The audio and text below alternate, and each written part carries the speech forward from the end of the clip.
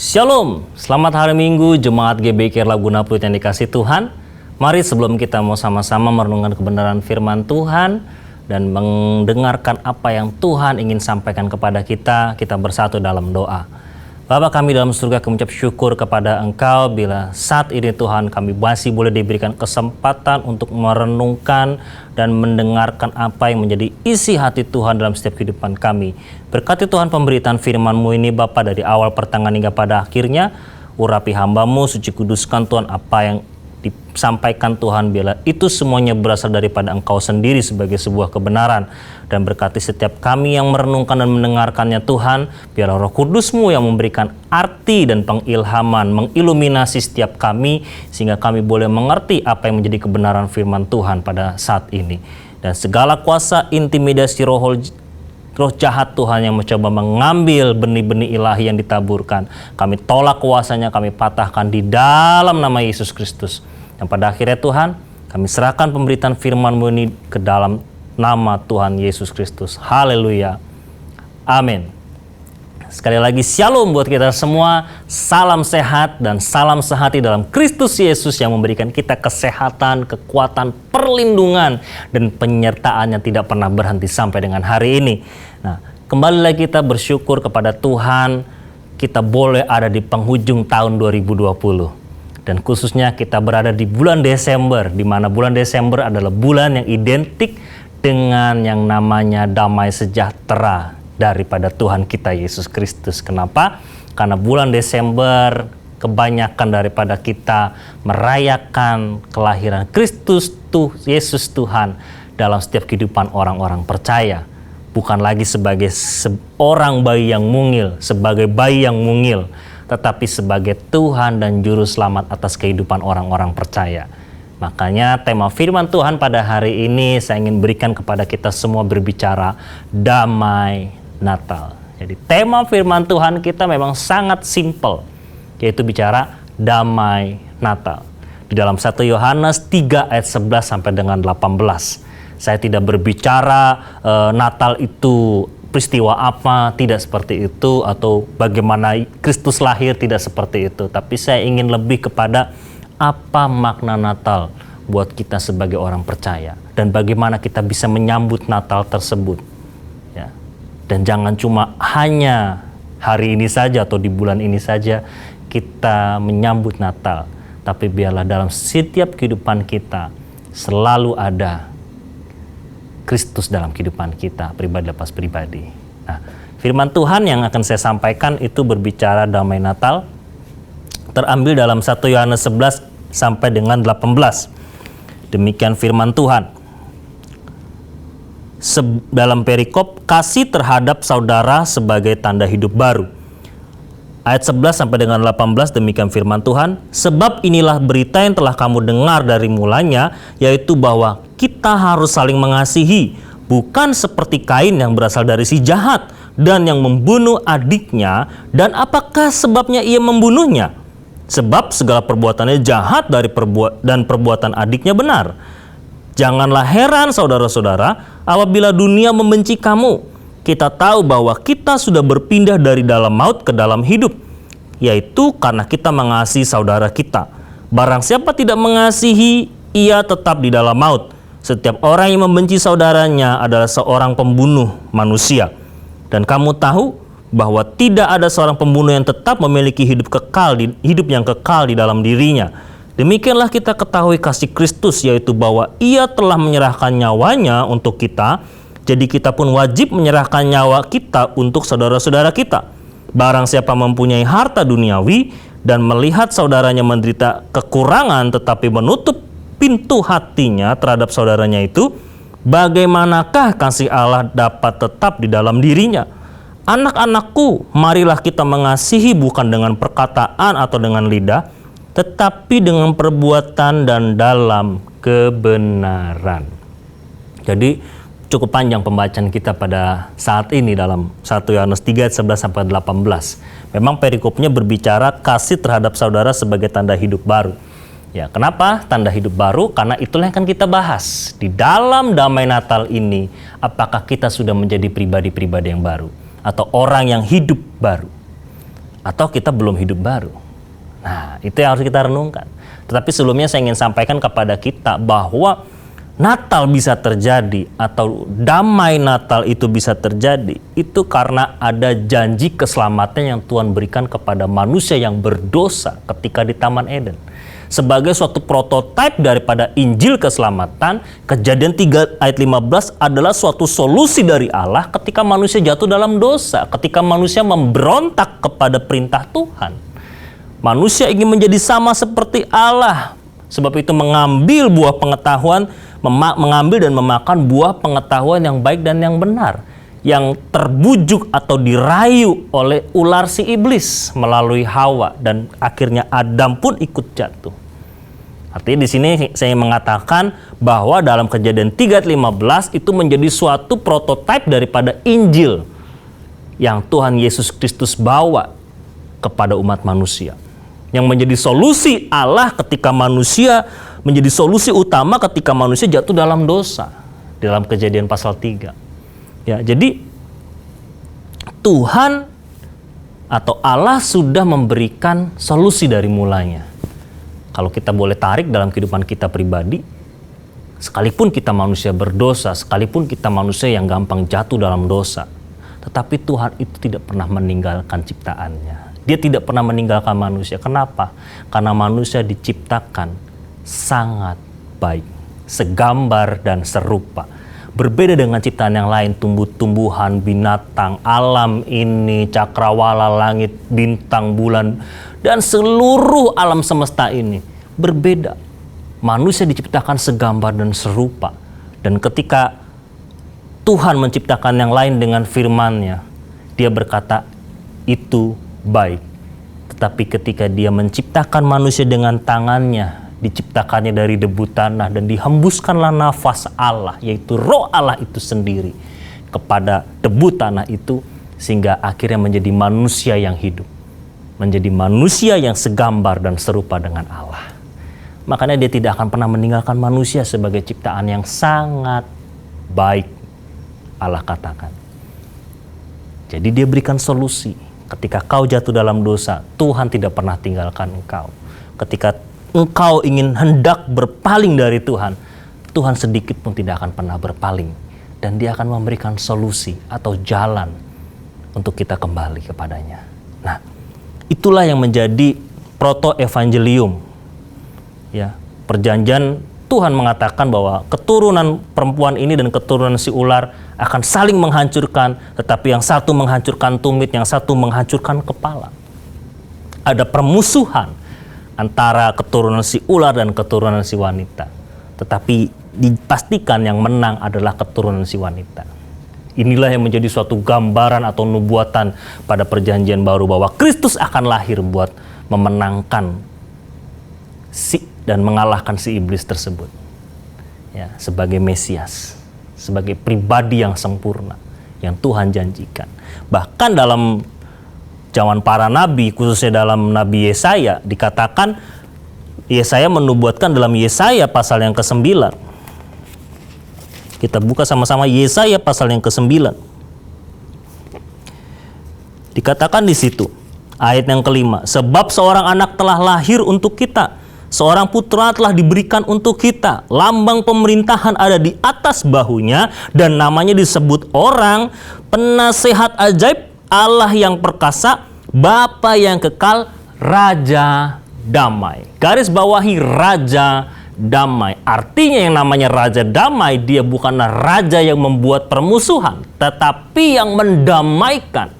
Mendamaikan apa? Mendamaikan hubungan manusia dengan Allah yang telah rusak karena dosa. Mendamaikan hubungan antara Allah dengan manusia sebagai pencipta dan ciptaan yang baik itu, yang sangat baik itu, didamaikan kembali menjadi hubungan yang sangat intim. Maka diberikan namanya disebut Raja Damai. Kristus, Yesus Kristus, Raja Damai. Makanya bulan Desember itu identik dengan yang namanya damai sejahtera dari Allah. Ya, bukan berarti di bulan Januari sampai November nggak ada damai sejahtera. Tetap damai sejahtera itu akan menyertai kita sampai pada kesudahan zaman. Cuma memang orang dunia melihatnya, oh bulan Desember itu bulan damai sejahtera. Padahal kita sebagai orang percaya, sebagai orang benar, kita harus bisa menghidupi damai sejahtera Allah itu dari hari lepas hari sampai nanti kedatangan Kristus kembali. Ya. Jadi nubuatan Nabi Yesaya itu mengatakan bahwa Kristus menjadi Raja Damai. Seorang putra lahir untuk menjadi Raja Damai. Dan bahkan dalam pasal 7 ayat yang ke-14 lebih spesifik dikatakan, sebab Tuhan sendirilah yang akan memberikan kepadamu suatu pertanda. Suatu pertanda. Dalam Kejadian 3:15 Tuhan memberi solusi bahwa keturunan si wanita akan menghancurkan kepala keturunan si ular. Artinya mengalahkan dosa, membebaskan manusia dari dosa. Di Yesaya pun dipertegas lagi, dia akan memberikan kamu suatu pertanda. Yaitu apa? Sesungguhnya seorang perempuan muda mengandung dan akan melahirkan seorang anak laki-laki, dan ia akan menamakan dia Immanuel. Seorang wanita muda, seorang perempuan muda akan mengandung. Tidak dikatakan di situ bahwa sepasang suami istri akan melahirkan seorang anak atau mempunyai seorang putera yang akan menjadi Raja Damai yang diberi nama Immanuel. Tidak, tetapi dikatakan seorang perempuan muda. Ini jelas banget menggambarkan yaitu siapa? Maria yang akan menjadi alat di tangan Tuhan. Ya, menjadi alat di tangan Tuhan bersama dengan Roh Kudus melahirkan Kristus Sang Mesias yang menjadi juru keselamatan bagi umat manusia. Jadi itu nubuatannya sudah jelas. Makanya digenapilah melalui Maria dan Yusuf. Mereka terpilih, bukan hanya terpilih. Jadi Tuhan yang memilih mereka sebagai alat di tangan Tuhan. Tetapi apakah Maria dan Yusuf mau menerima janji keselamatan itu? Saya yakin dan percaya Maria dan Yusuf adalah orang yang takut akan Taurat, yang tahu apa itu hukum Taurat. Makanya ketika dalam Matius 1:24, ketika Yusuf hendak menceraikan Maria sebagai tunangannya, mereka sudah diperjodohkan dari mereka kecil. Itu yang menjadi adat istiadat orang Israel. Jadi bisa dikatakan mereka sudah suami istri sebenarnya, tapi dari waktu kecil. Mereka tapi belum hidup bersama. Mereka bertunangan. Ya, nggak ada kata pacaran memang dalam Alkitab. Tunangan. Ya, jadi pasti akan menikah. Dan Yusuf hendak menceraikan diam-diam supaya tidak membawa aib atau malu kepada Maria. Karena dia tahu, Maria mengandung. Tapi dia nggak pernah nanya, Maria, kamu mengandung anaknya siapa? Hei Maria, kamu berbuat sama siapa? Dia tidak langsung seperti itu. Yusuf baik-baik dia ingin menceraikan Maria sebagai tunangannya. Tetapi ketika Yusuf tertidur dan Tuhan datang ke dalam mimpinya, akhirnya apa? Yusuf kembali memegang janji keselamatan itu. Kenapa? Karena dia tahu ada janji, ada nubuatan bahwa seorang putera akan lahir yang membawa keselamatan bagi umat Israel, yang akan diberi nama Immanuel, yaitu apa? Allah bersama kita. Allah bersama-sama dengan kita. Raja Damai, Immanuel. Raja Damai yang ada bersama-sama dengan umatnya, yaitu apa? Kristus Yesus, yang sampai hari ini dia tetap menyertai dan memberikan perlindungan buat kita semua. Dan Yusuf memegang janji tersebut, makanya dia tidak jadi menceraikan Maria, dan dia tetap mengambil Maria sebagai istrinya dan tidak berhubungan selayaknya suami istri sampai Yesus lahir. Karena dia tahu anak yang dikandungnya itu dari Roh Kudus itu adalah sesuatu yang harus dijaga kekudusannya sampai dia lahir. Karena Maria belum tersentuh oleh siapapun. Tetapi semuanya karena pekerjaan Roh Kudus. Dan Maria pun mengiyakan pekerjaan Roh Kudus. Dia terpilih sebagai alatnya Tuhan, menjadi media untuk lahirnya Kristus. Dan dia menerima. Dalam Lukas 1:38, ya Tuhan, inilah aku hamba-Mu, terjadilah sesuai dengan apa yang Kau kehendaki. Inilah yang seharusnya kita lakukan sebagai orang percaya seperti Yusuf dan Maria. Sekalipun itu mustahil, sekalipun itu sebenarnya nggak cocok sama hati kita, tapi mereka mau tetap taat dan berkata, ya Tuhan, ini aku hamba-Mu. Apalagi kita sebagai anak-anak Tuhan di bulan Desember ini, di dalam event Natal ini, di dalam suasana Natal ini, sesuai dengan tema tadi, damai Natal. Apakah kita mau menjadi agen damai Natalnya Tuhan? Kita sudah dipilih, kita terpilih menjadi agen damai Natalnya Tuhan. Apakah kita mau menerimanya? Kalau kita sudah terpilih. Yang jawab Bapak Ibu Saudara-saudari sekalian, apakah kita mau menerimanya? Kalau kita mau menerimanya, maka Kristus akan lahir dalam setiap hati kita. Kenapa? Karena Kristus lahir, dari lahir sampai pada kematiannya, dia memberikan yang namanya hukum kasih. Hukum kasih bukan meniadakan hukum Taurat, tapi menyempurnakan hukum Taurat. Yang dikatakan bahwa hukum Taurat itu tidak akan bisa 100% manusia melakukan hukum Taurat. Tidak bisa sempurna melakukan hukum Taurat. Tetapi Kristus memberikan hukum kasih. Kasihilah Allahmu dengan segenap hati, pikiran, dan kehendakmu, dan kasihilah sesamamu seperti dirimu sendiri. Lebih gampang dipahami, lebih gampang diperkatakan, memang sulit untuk kita lakukan. Tetapi kalau kita mau menerima Kristus lahir dalam kehidupan kita, saya yakin dan percaya hukum kasih dapat terjadi dalam kehidupan kita. Dan pada akhirnya Kristus melakukan karya keselamatan yang besar, itu karya salib. Karya keselamatan Allah. Suatu penggenapan karya keselamatan Allah untuk umat manusia. Yang pada akhirnya mendatangkan janji Bapa. Yaitu apa? Roh Kudus yang menyertai orang percaya sampai pada kesudahan zaman. Makanya ada ayat tertulis, damai sejahtera Allah menyertai engkau sampai pada kesudahan zaman. Sampai Kristus datang kembali. Nah, itulah yang menjadi pendahuluan kita. Ya, bahwa Kristus itu adalah yang sudah dari awal menjadi solusi untuk umat manusia. Terjadinya damai antara Allah dengan manusia. Sehingga ia akhirnya harus menjadi karya keselamatan di kayu salib. Makanya perdamaian yang kekal, itulah yang menjadi kata kunci kita. Apa perdamaian yang kekal? Yaitu perdamaian kita secara vertikal dengan Tuhan dan perdamaian kita secara horizontal dengan sesama kita. Jadi Tuhan ingin kita punya perdamaian dengan Tuhan secara pribadi ke atas dan ke samping dengan sesama kita. Memang Allah itu mengerti setiap manusia. Tetapi manusia karena dia manusia terbatas, manusia sulit untuk atau tidak bisa mengerti Tuhan. Tetapi yang terpenting bukannya kita mengerti Tuhan, apa itu Tritunggal. Nggak bisa dijelaskan Tritunggal itu. Kita hanya bisa percaya iya dan amin bahwa pribadi Tritunggal, Allah Bapa, Kristus, dan Roh Kudus adalah satu pribadi, satu hakikat.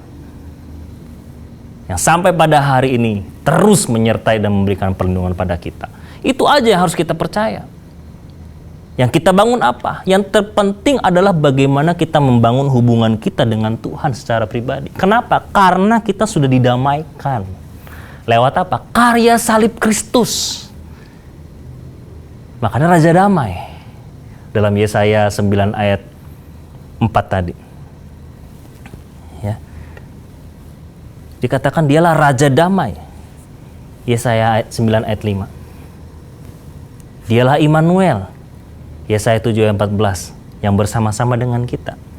Jadi kita harus mengerti bahwa yang kita harus lakukan adalah kita memiliki perdamaian yang kekal baik dengan Tuhan dan juga dengan sesama kita. Nah, ada 3 hal atau ada 3 poin yang akan saya sampaikan. Yang pertama, bahwa damai Natal itu tidak bisa terjadi kepada orang-orang yang belum hidup baru. Nah, kita baru masuk nih dalam 1 Yohanes tadi. Ada 3 hal yang akan saya sampaikan dalam 1 Yohanes 11 sampai dengan 18, yaitu apa? Ada orang yang belum hidup baru, makanya dia tidak bisa menerima damai Natal. Tidak bisa menyambut Natal, memaknai Natal dengan benar.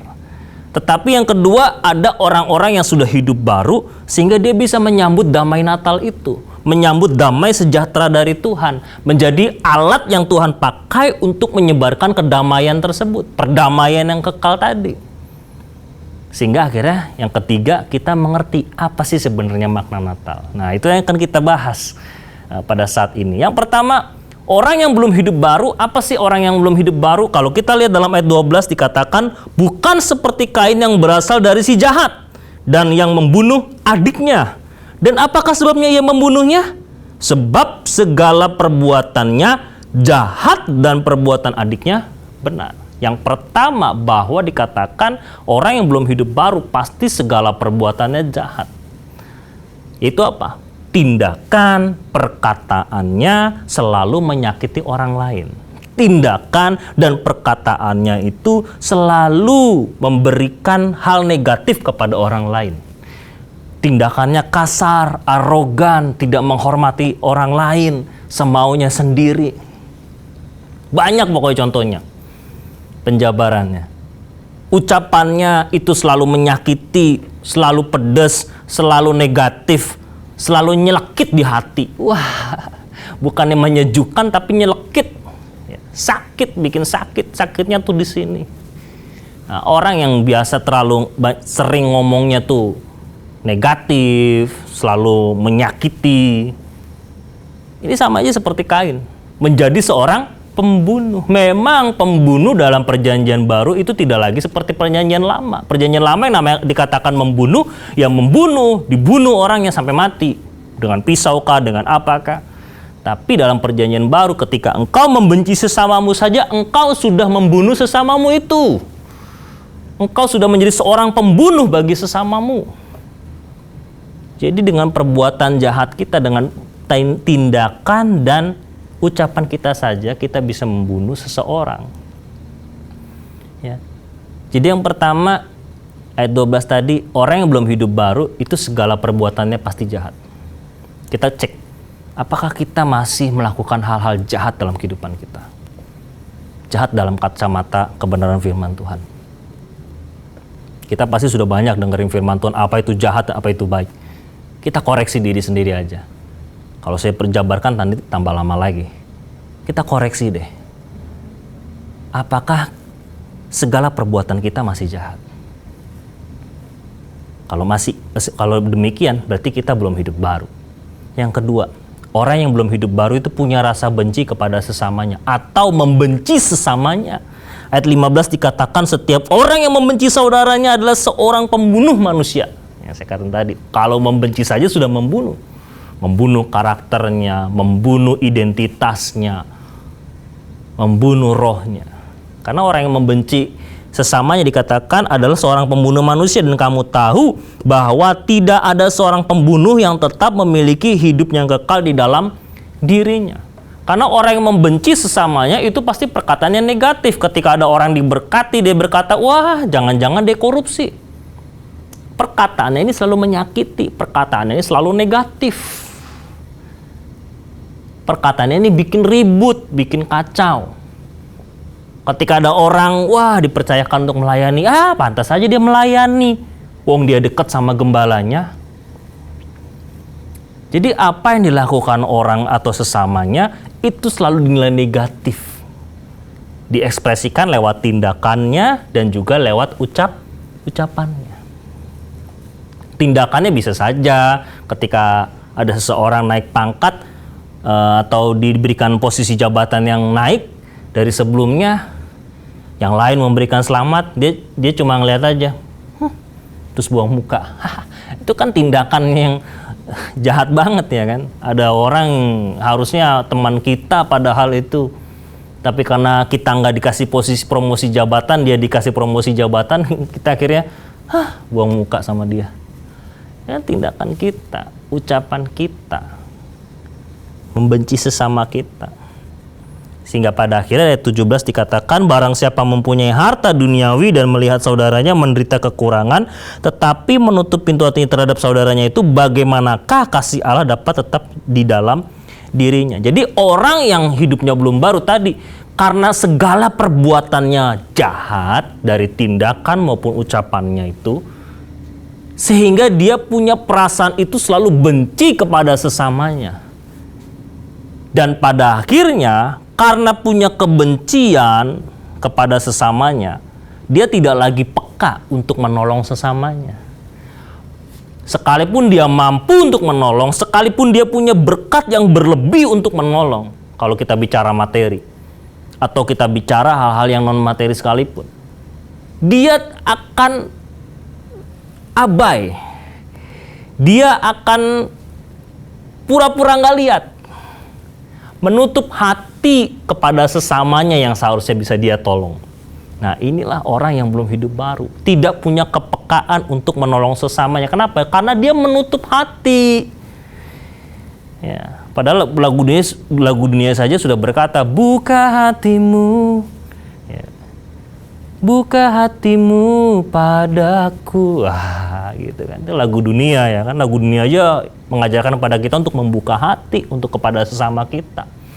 Tapi bukan buka hati dalam konotasi suka sama suka, cinta sama cinta, bukan. Tapi membuka hati dalam artian kita peduli kepada sesama kita. Kita punya rasa iba atau punya belas kasihan kepada sesama kita. Jangan kita seperti seolah-olah tidak melihat yang terjadi kepada sesama kita. Contoh simpelnya, kita mungkin punya keluarga besar. Ada saudara kita, mungkin keponakan kita, sepupu kita, atau yang mungkin jadi kerabat dekat ataupun kerabat jauh kita. Dia kekurangan, dia terlilit hutang, dia mungkin punya pekerjaan, dia baru di PHK, dan kita tahu dia sedang kebutuhan untuk membeli makanan. Keluarganya sudah susah untuk makan, mungkin makan cuma sehari satu kali. Kita tahu kondisi itu tapi kita diam saja. Nah, sama saja ini kita menutup hati kita. Artinya apa? Kita coba lihat lingkar satu kita dulu, keluarga kita, orang tua, adik kakak kita. Apakah mereka kekurangan? Kita koreksi. Oh, kalau mereka sudah aman, kita keluar dari ring satu, ring kedua. Sepupu kita, tante kita, ponakan kita. Apakah ada yang perlu diperhatikan? Oh, sudah tercukupi semua. Nah, baru kita menolong orang yang ada di luar keluarga kita. Jangan dibalik. Karena banyak sekarang orang berbuat baik tapi kepada orang luar dulu. Ring satunya nggak dilihat. Saudaranya udah nggak bisa makan 3 hari, dia malah nolong orang yang luar yang tidak dia kenal supaya dia dapat pujian. Karena kalau dia nolong saudaranya, belum tentu dia terima kasih sama saya. Nah, yang dicari apa? Terima kasih manusia. Padahal yang kita harus cari apa? Yaitu apa? Perkenanan Tuhan. Kalau kita menolong saudara kita, pasti ada perkenanan Tuhan dalam kehidupan kita. Nah, itu ciri orang yang belum hidup baru. Segala perbuatannya jahat, membenci sesamanya, dan menutup hati untuk sesama. Ya, jadi kalau orang berbuatannya jahat, pasti dia gampang membenci orang. Karena dia membenci orang, pasti hatinya ditutup untuk sesamanya. Ya. Jadi kalau nolong orang itu pun supaya dapat pujian. Perhatiin orang lain juga supaya dapat pujian. Tidak tulus, hatinya udah nggak tulus lagi. Kenapa? Segala perbuatannya jahat, seperti Kain. Ya. Yang kedua, orang yang sudah hidup baru, apa sih orang yang hidup baru menurut apa yang kita baca dari pasal 3 ayat 11 sampai dengan 18 dari 1 Yohanes 3 ini? Yang pertama, lawannya tadi kan perbuatannya jahat. Yang kedua, yang orang yang hidup baru pasti segala perbuatannya benar. Ya. Ayat 13 dikatakan, ayat 12 dikatakan, 12b, sebab segala perbuatannya jahat dan perbuatan adiknya benar. Ya. Jadi kita harus punya perbuatan yang benar. Ya. Perbuatan yang benar apa? Mengasihi sesama kita. Ayat 13. Janganlah kamu heran saudara-saudara apabila dunia membenci kamu. Ayat 14, kita tahu bahwa kita sudah berpindah dari dalam maut ke dalam dunia, yaitu karena kita mengasihi saudara kita. Barang siapa tidak mengasihi, ia tetap di dalam maut. Jadi kuncinya itu sebenarnya kalau kita mau melakukan perbuatan yang benar, kuncinya ada di kata kasih. Kalau kita punya kasih, kita hidup benar, saya percaya damai Natal pasti datang dalam kehidupan kita. Jadi dimulai dari kasih dulu, mengasihi. Ya. Jadi memiliki perbuatan yang benar, segala perasaan, pikiran, keinginannya dikontrol oleh Roh Kudus untuk melakukan perbuatan yang benar. Segala sesuatu dilakukan untuk Tuhan dan untuk kemuliaan nama Tuhan. Jadi perbuatannya benar, seperti Habel, adik daripada Kain, dia melakukan perbuatan yang benar. Jadi bukan bicara Kain memberikan persembahannya buah-buahan dan Habel anak domba yang disembelih, bukan. Tapi bicara hatinya sebenarnya. Apakah hatinya itu tulus? Apakah hatinya tidak tulus? Apakah hatinya benar atau hatinya belum benar? Makanya orang yang hidup baru itu perbuatannya benar. Benar dalam artian apa? Dia melakukan perbuatan baik itu bukan untuk cari nama, cari panggung. Ya. Segala perbuatan, segala tindakan dan ucapannya itu menyejukkan orang lain, memberi damai buat orang lain. Ya. Nggak ngajak ribut, tetapi memberkati orang lain. Ya. Lawan daripada yang tadi. Yang pertama. Yang kedua, orang yang hidup baru sudah jelas pasti mengasihi sesamanya. Ya.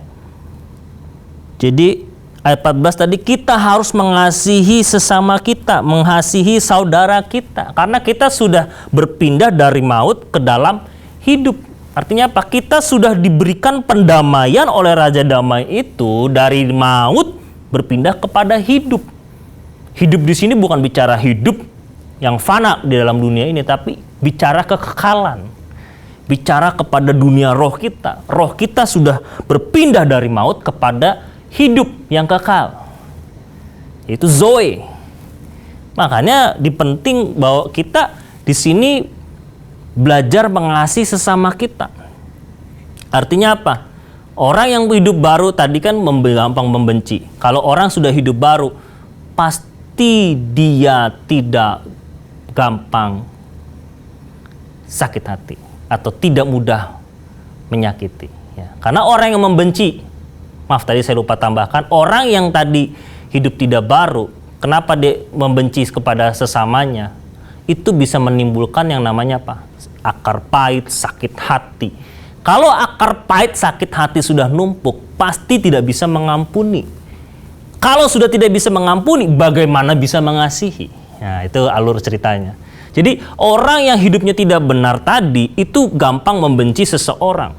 Punya kebencian kepada sesamanya. Orang yang punya kebencian kepada sesamanya pasti lama-kelamaan akan timbul yang namanya akar pahit atau kepahitan. Kalau sudah timbul akar pahit dan kepahitan, pasti dia tidak bisa lagi mengampuni. Bagaimana dia bisa mengasihi kalau dia tidak bisa mengampuni?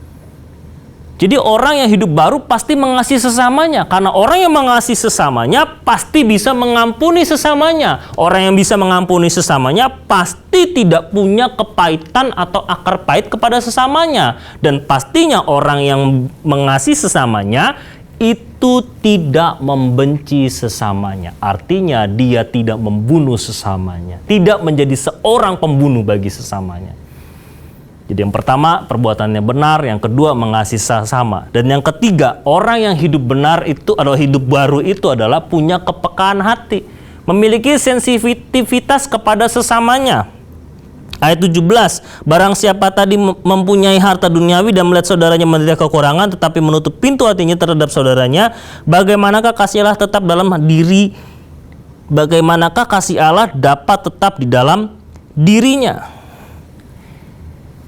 Ayat 18, anak-anakku, marilah kita mengasihi bukan dengan perkataan dan lidah, tetapi dengan perbuatan dan dalam kebenaran. Jadi yang ketiga, punya kepekaan hati, ada sensitivitas kepada sesama kita. Punya belas kasihan seperti Kristus. Kristus punya compassion, belas kasihan. Punya rasa belas kasihan yang sangat sensitif. Kalau kita sensitifnya bukan rasa belas kasihan, tapi sensitif tersinggung. Nah, itu yang harus kita buang.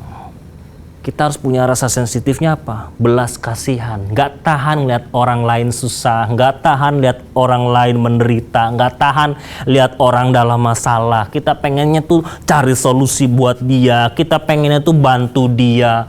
Itu orang baik. orang yang hidup baru. Segala kehidupannya dituntun kepada kebenaran. Ya. Perbuatannya itu di dalam kebenaran, ayat 18. Mengasihi sesamanya itu dengan perbuatan dan dalam kebenaran. Ya. Sehingga pada akhirnya kita bisa mengerti makna Natal buat kita. Damai Natal itu apa? Damai Natal yang pertama, Yesus datang untuk berkorban bagi kita semua. Ya, dikatakan kan tadi di ayat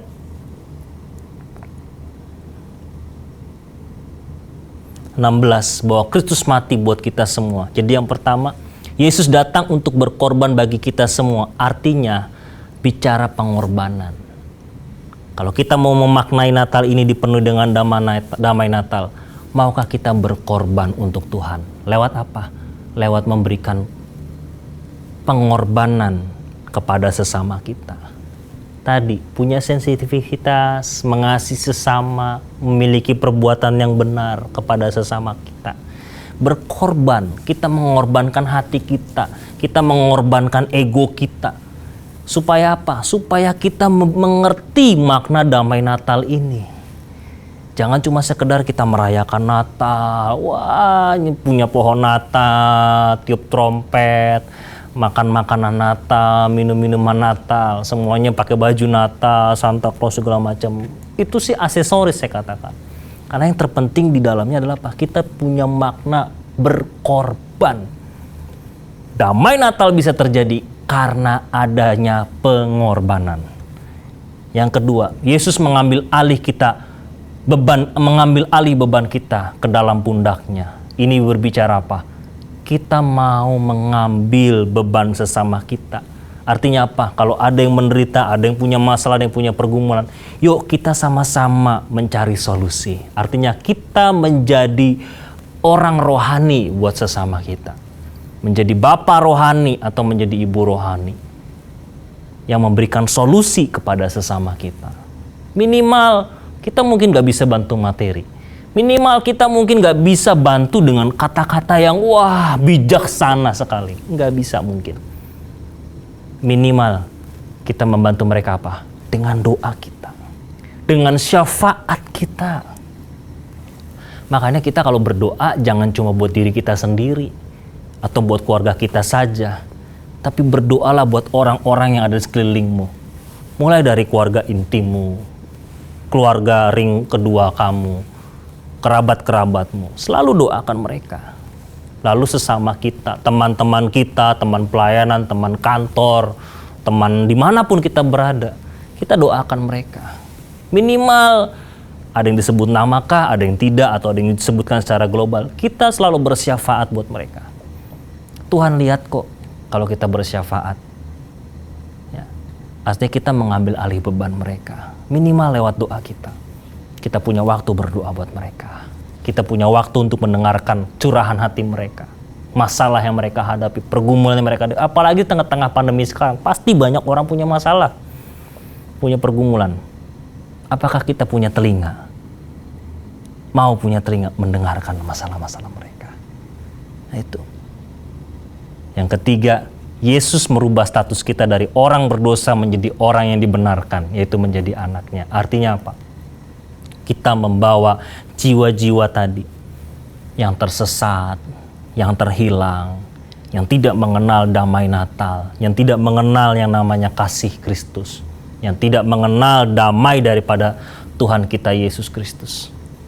Kita rubah status mereka dari orang dunia menjadi penghuni surga. Dari maut kita pindahkan ke dalam hidup. Jadi makna Natal bagi kita adalah apa? Kita mau berkorban. Kita mau memberi diri kita buat sesama kita. Dan yang ketiga, kita mau menjadi dutanya Tuhan. Membawa setiap jiwa yang terhilang dari maut masuk ke dalam hidup. Sebagai kesimpulan, damai Natal adalah orang yang hidup baru, orang yang menerima makna Natal dengan benar, yaitu punya perdamaian secara total baik dengan Tuhan dan sesama. Kalau kita punya perdamaian dengan Tuhan dan sesama, tidak ada perkara yang sulit bisa kita lakukan. Sekalipun di tengah-tengah pandemi ini, kita tetap bisa jadi berkat. Sekalipun kita punya masalah secara pribadi, kita tidak menutup langkah kita untuk menjadi solusi bagi orang lain, untuk menjadi berkat bagi orang lain. Lewat apa? Perbuatan dan ucapan kita. Tuhan Yesus memberkati atas kebenaran firman Tuhan. Mari kita bersatu dalam doa. Bapa kami dalam surga, kami mengucap syukur Tuhan atas setiap kebenaran firman Tuhan yang telah kami boleh sama-sama renungkan dan kami dengarkan. Biarlah firman-Mu Tuhan ini akan merema dalam setiap kehidupan kami. Benih-benih ilahi yang boleh Tuhan ditaburkan, boleh bertumbuh, berkembang, berbuah dan menjadi berkat Tuhan bagi sesama kami.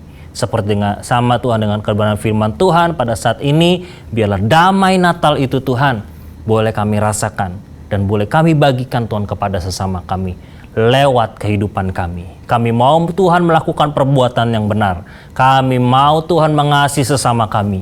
Dan kami mau Tuhan membuka pintu hati kami. Atau kami mau Tuhan memiliki kepekaan hati untuk sesama kami. Sehingga kami boleh Tuhan punya hati yang berkorban.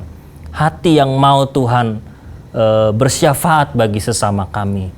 Dan kami mau Tuhan supaya kami menjadi orang-orang Tuhan yang membawa jiwa-jiwa dari dalam maut masuk ke dalam hidup yang Tuhan janjikan kepada setiap kami. Terima kasih Tuhan untuk berkat firman Tuhan pada saat ini. Setiap jemaat Tuhan yang mendengarkan dan merenungkannya dan membuka hati untuk firman ini.